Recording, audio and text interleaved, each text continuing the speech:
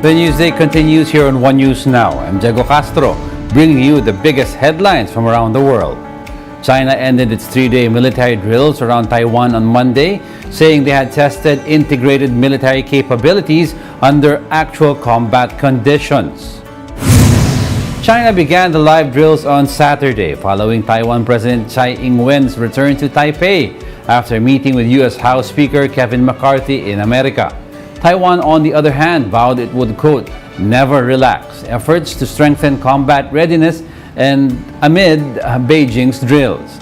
This comes after Taiwan said it was on high alert and had sent its own jets to soar the skies in response to China's display of aggression. PLA's recent harassment with their assets has destabilized the region. This time, President Tsai's visit became their excuse to conduct exercises, and their actions have severely jeopardized the security of the surrounding region. An international expert believes that the Philippines would likely get caught in the crossfire should tensions between China and Taiwan escalate. That especially as the body of water that stretches between the Philippines and Taiwan is the Luzon Strait, where China's naval assets pass through during their live drills. So pinapakita ng China at kung magkakaroon man ng sigalot dito, dadaan yung mga barko nila sa Luzon Strait at maaring kunin nila to. Importante na ma-maintain natin yan, ma-secure natin yan kasi nandyan din yung mga isla natin, probinsya ng Batanes. Pag na-control ng China yan, tanggal na sa atin ang Batanes Islands. Over in the U.S., a bank employee armed with a rifle shot dead at least 4 of his colleagues and wounded 9 other people at his workplace in Louisville, Kentucky. Police say the attacker was fatally shot at the scene, but it was unclear whether it was from police gunfire or a self-inflicted wound. Authorities identified the shooter as 23-year-old Connor Sturgeon, who joined the downtown branch of the Old National Bank as a full-time employee last year. They say the attacker broadcasted a live video of his attack over the internet. The suspect was armed with a rifle. The latest shooting prompted the White House to repeat its calls for action to control gun violence. The President and the First Lady are praying for those killed and injured in the tragic shooting in Louisville and for the survivors who will carry the trauma for the rest of their lives. Once again, today, the President has called on Republicans in Congress to work together with Democrats to take action, to ban assault weapons and high-capacity magazines, to require safe storage of firearms, to require background checks for all gun sales, to eliminate gun manufacturers' immunity from liability. These are common sense actions we can ask for and should be getting right now. And it's what Americans want. The U.S. national security community grapples with fallout from the release of dozens of secret documents. 2 U.S. defense officials said the Pentagon is examining procedures governing how widely some of the most sensitive secrets are shared. The documents purportedly reveal details of Ukrainian military vulnerabilities and information about allies including Israel, South Korea, and Turkey. But the 2 officials noted that while the leaks are highly concerning, many of them provided only snapshots and did not appear to disclose future operations. CNN reported that Ukraine had to amend some of its military plans due to the leaks, citing a source close to Ukrainian President Volodymyr Zelensky. When asked about it, Zelensky's aide said their strategic plans remain unchanged, but specific tactical plans are always subject to change. We'll be back with more stories after the break. Keep it here on One News.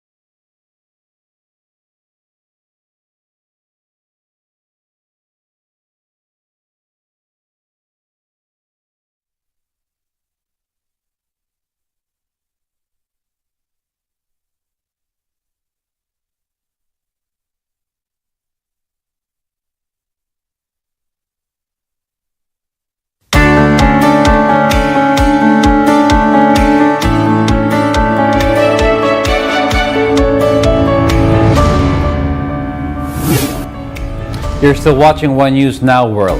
I'm Diego Castro. The Dalai Lama, the Tibetan's 87-year-old spiritual leader, apologizes over footage that showed him asking a young boy to suck his tongue at a public event.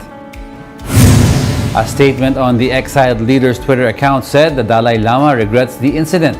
It said the Nobel Peace Laureate wishes to apologize to the boy, his family, and friends over the hurt that his words may have caused. The statement notes that the Dalai Lama often teases people he meets in an innocent and playful way, even in public and before cameras. The viral video also showed the Nobel Peace Laureate apparently giving the boy a peck on the lips, with the audience heard clapping and laughing. The clip has yet to be verified. India is set to overtake China as the most populous country in the world. However, the female population may be getting left behind in New Delhi's economic ambitions as the number of women in the workforce continue to shrink. More on that in his report, courtesy of the Associated Press.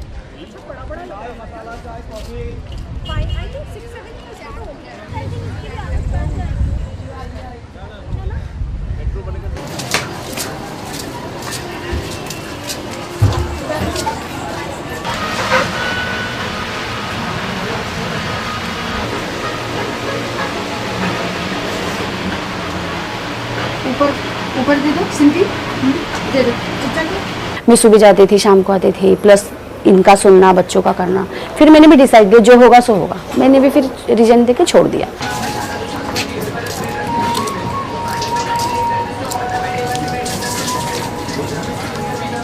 One of the reasons women had to leave even the scarce, rare employment opportunities that women have because of their caregiving role. So we need a caregiving economy for women to stay in workplace.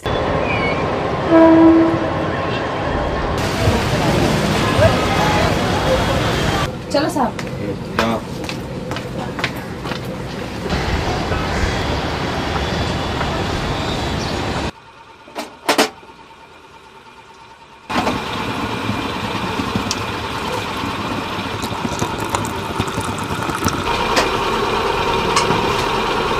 Tiffin भर दो जल्दी की report रहेगा फिर अब निकलेंगे वो. औरत होना क्या गुनाह है, लड़की होना क्या गुनाह है, क्या वो बात कर पा रही है ये गुनाह है या फिर वो बाहर कमाने जा रही है ये गलत है.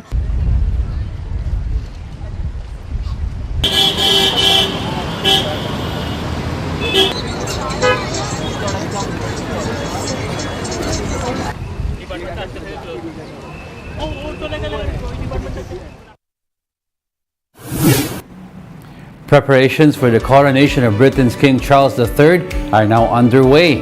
The King and Queen Consort Camilla will use 2 gilded carriages for horse-drawn transport to and from Westminster Abbey in London. These are the Diamond Jubilee State Coach and the Gold State Coach. Buckingham Palace also unveiled a copy of the invitation for the coronation, which featured watercolors inspired from British folklore. Around 850 people are reportedly invited to the historic ceremony. King Charles will be crowned with a 17th century St. Edward's crown made of solid gold and gemstones worth around $57 million. The coronation will be held at Westminster Abbey on the morning of May 6, UK time. And those are the top world headlines of the hour. Join us again at 9 a.m. as we continue to monitor the day's biggest stories. Coming right up is Agenda at 8 a.m. I'm Diego Castro. We are One News. All sides, all the time.